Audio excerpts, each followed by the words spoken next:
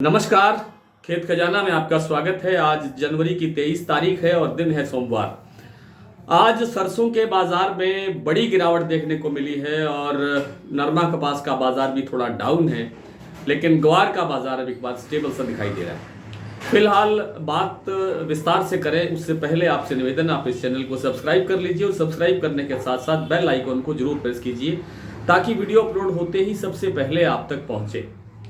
सरसों के बाजार के अंदर आज अचानक एक बड़ी गिरावट देखने को मिली। सुबह सलोनी का बाजार 6600 से लेकर के 6650 रुपए के आसपास खुला, लेकिन कुछ ही देर के बाद में बाजार 200 रुपए का डाउन कर दिया गया। इससे क्या हुआ कि दूसरी मंडियों के अंदर बाजार 100 से 150 रुपए तक और टूट गया। जयपुर का बाजार 100 से 125 रुपए कमजोर हुआ है। भरतपुर का बाजार भी लगभग 100 रुपए कमजोर हुआ है। दिल्ली चरखी दादरी लाइन पर भी 100 रुपए की गिरावट दिखाई दी है।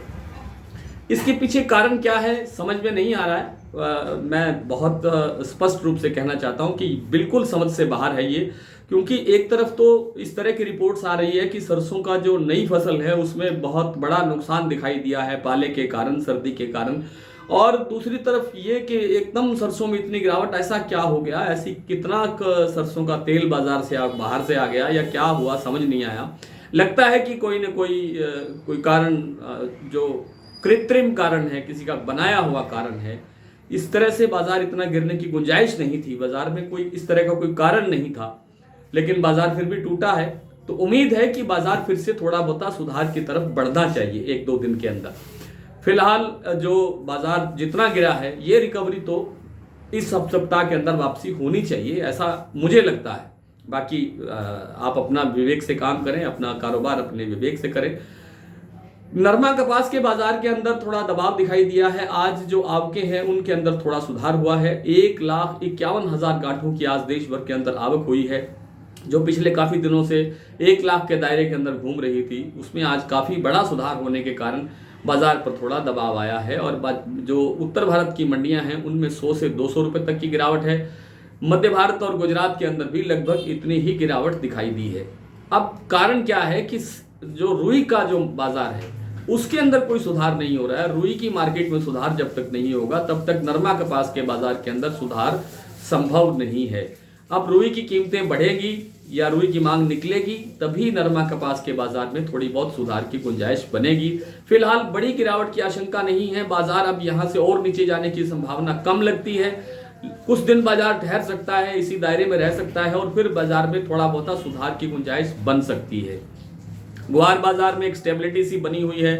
अभी भी बाजार 57-5800 से लेकर के 6000-6100 के बीच में घूम रहा है, लेकिन फंडामेंटल चूंकि बहुत मजबूत है। ये जो गिरावट आज थोड़ी बहुत दिखाई दी है इसका कारण है वायदा बाजार, क्योंकि पूरी मार्केट हाजिर बाजार वायदा बाजार को अनुसरण करती है, वायदा बाजार का पीछा करती है। उस कारण से ही ये बाजार में गिरावट दिखाई दी है, वरना गिरावट की कोई गुंजाइश है नहीं।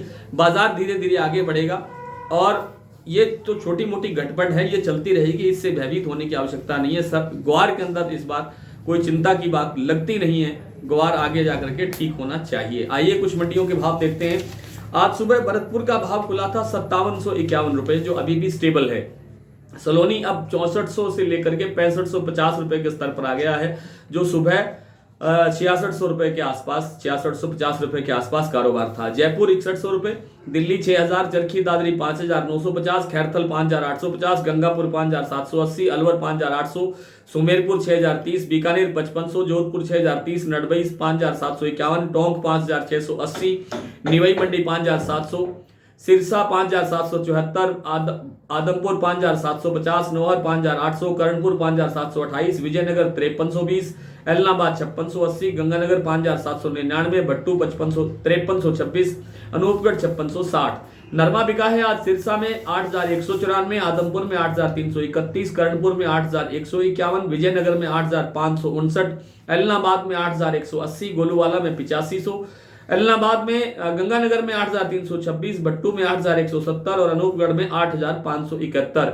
ग्वार का भाव रहा अनूपगढ़ में 5962, गंगानगर में 5850, एलनाबाद में 5700 रुपए, विजयनगर में 5957 रुपए, करणपुर 5771, नौहर मंडी 5825 और आदमपुर में भी भाव रहा 5825।